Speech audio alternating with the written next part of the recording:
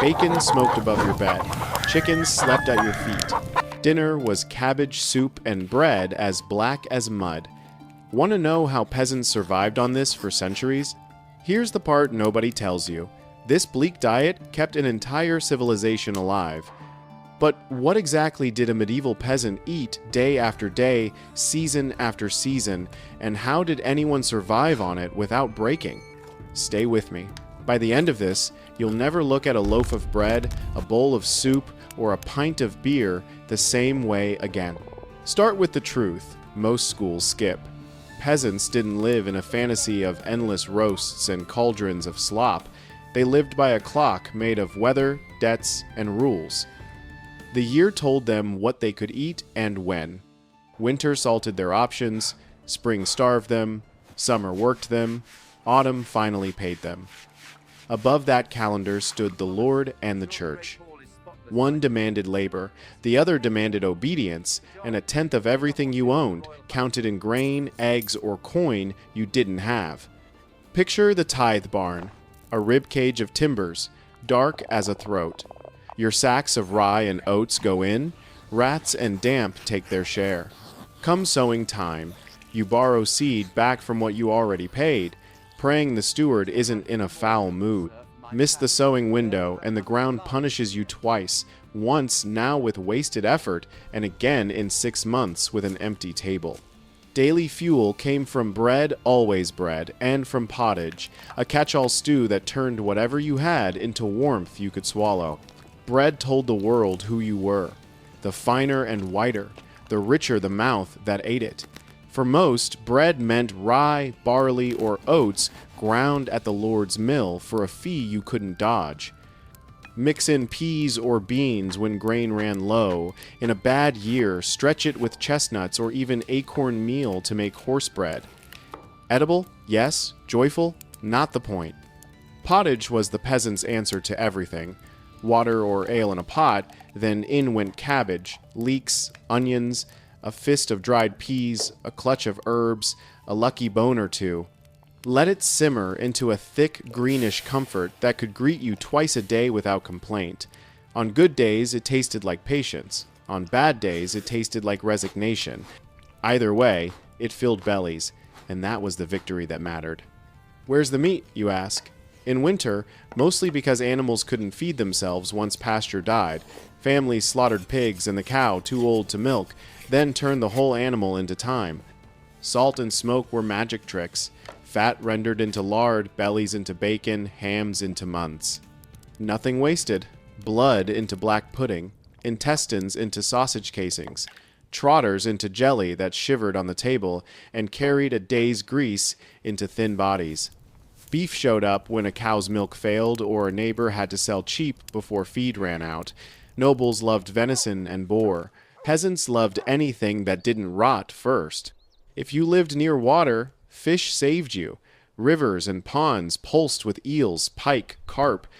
The sea made saints of mackerel and herring and cod, especially when the church said, no meat. Salted fish was a hard, briny wall you had to gnaw through with vinegar or wine sauce and a handful of thyme or parsley. Stockfish cod beaten dry and salted until it could break. A knife softened after 2 days of soaking and boiled into something your jaw forgave. Lampreys, those toothy tubes, were delicacies for the rich and punishments for the poor, depending on your taste and your wallet. Chronicles say a king died from too many lampreys. Peasants died from too few calories. You can guess which story the village told more often. Did they drink water? Of course, when it was good. Wells, springs, fast streams were blessings. But when a summer turned mean and a river soured, ale stood in for safety. Don't picture a festival pint. Picture small ale, a weak brew that was half food, half drink, and all coping mechanism. It replaced sweat, numbed the backache, and tasted better than ditch water. Children drank it, elders drank it. Workers drank a stronger brew because swinging a scythe at noon on bread and hope alone is a fast way to collapse. A gallon a day sounds absurd until you remember you're talking about liquid bread. Let's step into one house for 1 year and eat what they eat. It's February. The fire sulks. Outside, the earth is a locked box. The hunger gap has arrived. Last year's stores are thin. This year's green hasn't surfaced. Breakfast is yesterday's pottage made of cabbage, tired of defending your life, a rind of cheese, and bread so coarse it fights your teeth. You take a little bacon from the hook because the child won't stop coughing. You hope the smoke keeps what's left from turning green. Lent begins soon. The rules tighten. Meat, milk, eggs. The church says no, and your body says please. You lace fish with vinegar to convince yourself it's dinner. Now April. Sowing done, you kneel at the garden. The word vegetable doesn't exist yet. You say herbs for everything green. Leeks thrust up like little flags. Cabbages promise their heavy heads. Beans climb, peas climb faster. You stick cuttings of sage and thyme into hopeful soil. A hen finally lays. An egg is not breakfast, it's currency. You barter 2 for a scoop of salt, because without salt, time wins and you lose. June arrives with hands on its hips. Long days, sore backs, better bowls. The garden pays you back. Young carrots, sweet as apologies, onions that bite but forgive when stewed, a fist of parsley that pretends to be spice. You forage under hedges for berries that stain your fingers and make children grin shamelessly. You chew raw things? Not often. Every self-respecting household knows someone who swears raw greens cause sickness. Maybe they said it last year after an uncle got the summer flux. Maybe they read it in a cookbook that told them a raw salad will make the master ill. So you boil and stew and bake and pretend you don't miss the snap of cold fruit. August sets the table and then kicks the legs out from under it. Harvest rules everything. You break your fast on bread and posset hot milk curdled with ale, then cut until your hands belong to the scythe, more than to you. Pottage thickens with peas and a miraculous rabbit snared behind the Lord's barns. Don't touch the deer. You have eyes. The forest law has teeth. If you're very lucky, your neighbor knows a warrener, and a rabbit changes hands in the gray area between gift and crime. Autumn finally honors the contract. Grain thumps into the barn. Apples fall like forgiveness. You steep some in water and birth cider by accident and by memory. You scald bottles and promise yourself to save 2 for winter Sundays. Slaughter Day is a grim celebration. Pigs squeal, knives flash, blood steams in the cold. You pack salt in and smoke out, cursing the cost and thanking the result. For a week, the village smells like victory. For 3 months after, you eat like the war isn't always winning. Then, winter again. The circle closes. What about the towns? Different pressures, same hunger. Many rented rooms without hearths, so they bought food from cookshops. Meat pies with a mean ratio of beef to gravy, thick soups, and bread baked in someone else's oven because wood cost more than patience. City pigs roamed, half property, half pest. Fishwives shouted down streets, slick with yesterday. A clerk with ink on his fingers ate better than a porter, but both knew the price of wheat before the bell rang it. Did nobles really eat swans? Sometimes. They also ate what you ate, just finer and fancier. Wheat bread baked white on purpose. Meat scented with spices that arrived on ships and made servants sneeze. And sauces like cameline wine, vinegar, ground bread, cinnamon that turned a slab of salted flesh into an argument about taste. Some cooks roasted a bird and redressed it in its own feathers for spectacle. Hedgehog and pastry appears in books, but often it was meat molded to look like something witty. Status eats with presentation. Hunger eats with a spoon. Spices for peasants? Not usually. But herbs were democratic. Rosemary, sage, thyme, parsley, all cheap if you grew them, pricier if you didn't, priceless when a pot of cabbage needed saving from despair. A sprig could trick a thin stew into supper. Garlic and leeks were love and medicine in the same mouthful. If anyone told you vegetables were for the poor, they were telling you poverty has good taste because it must. Bread mattered so much it became a plate. Trenchers, the thick slices that soaked up juices and turned into second courses, fed either diners or beggars, depending on the hall and the mood. In a peasant house, your trencher is yesterday's crust, shaped by hunger and habit. In a lord's hall, it's 3-day-old brown bread carved into boats for gravy. After the feast, the kitchen decides whether charity or chickens get them. Let's talk rules, because food without rules is a fable. The church drew lines on the calendar and on your plate. Wednesdays and Fridays often meant fasting. Lent meant 40 days, stretched to 46 by counting Sundays differently. Ember days and vigils dotted the map. Meat went away, so did dairy and eggs in many places. One meal a day on the strict days moved later, then later still, until evening prayers gave you permission to stop pretending you weren't starving. Exemptions existed. Children, elders, the sick, beggars, pilgrims. Everyone else obeyed publicly and improvised privately, which is a polite way to say people did what they had to do in a world that forgave hunger less than it forgave sin. Seasonal hazards added teeth to the rules. Rye could hide ergot, a fungus that turned bread into poison and prayers into screams.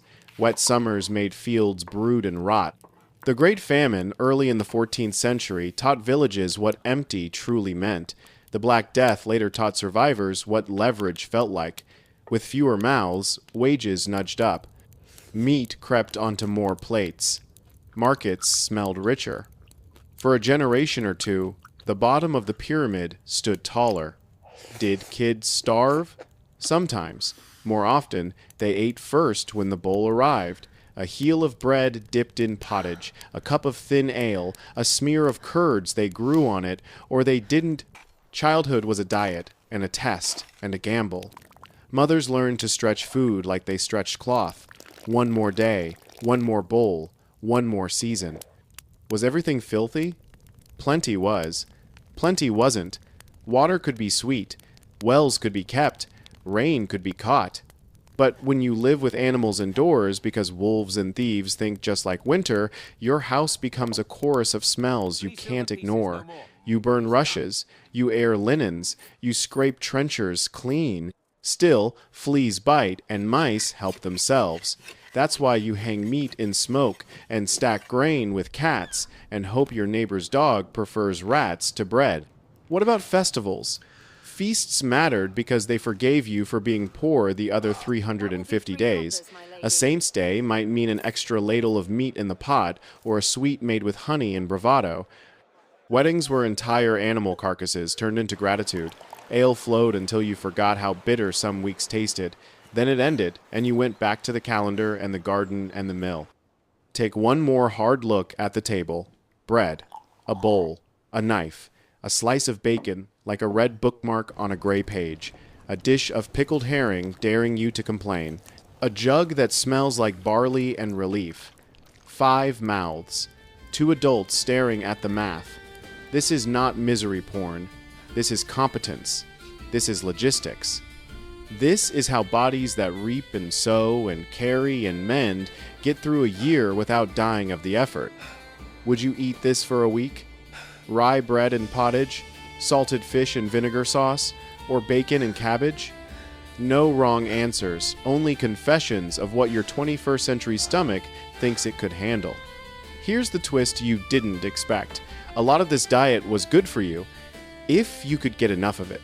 Legumes and brassicas and whole grains, fermented dairy, limited sugar, modest meat, fish rich in oil, herbs that did more than flavor, they fought off boredom and scurvy in the same stroke.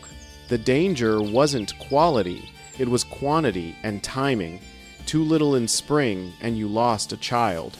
Too much salt and you lost your thirst for water. Too much faith in a single harvest and you lost a winter. And bread, the hero and villain of the story, was policed for a reason. Towns enforced assizes that fixed the weight and price of loaves. Bakers who cheated were fined or shamed because short bread was short life. Grindstones owned by the Lord took their bite, and when flour ran hot in a market panic, people rioted because they knew, if you play games with grain, you play games with survival. If you want the noble's table because it looks exciting, you can have the spectacle and the gout. If you want the peasant's table because it looks pure, you can have the fiber and the fear. Neither is a fad diet. Both are sentences handed down by the time and the place you were born. So, what did a medieval peasant actually eat? Bread every day, pottage twice, bacon when winter smiled, fish when the calendar frowned, cheese when the cow allowed it, and ale because life told you to sweat, and water sometimes told you no. Herbs turned poverty into flavor, rules turned appetite into obedience, luck turned a bad year into a worse one, and skill turned a good year into a winter that felt almost safe. If this shattered the cartoon in your head, either the feast of endless meat or the bucket of gruel good, let it. Next time you tear a crust from a loaf, imagine the hand that sowed the seed, the rat that eyed the sack, and the clerk who set the price. Next time you sip a beer, taste the fields and the fear and the relief. Next time you open your fridge, count not the choices, but the distance between you and the hunger gap. Tell me below, which single item from this peasant table would you add to your life for a weak pottage, small ale, or rye bread, and which would you refuse even with a dare? I'm reading, and yes, I'm judging gently. If you want more history told straight, sharp, and human, no golden filters, no easy myths, hit like, subscribe, and ring the bell. Share this with someone who thinks the Middle Ages were all mud and turkey legs. The truth is harsher and more impressive. This is Flow of History.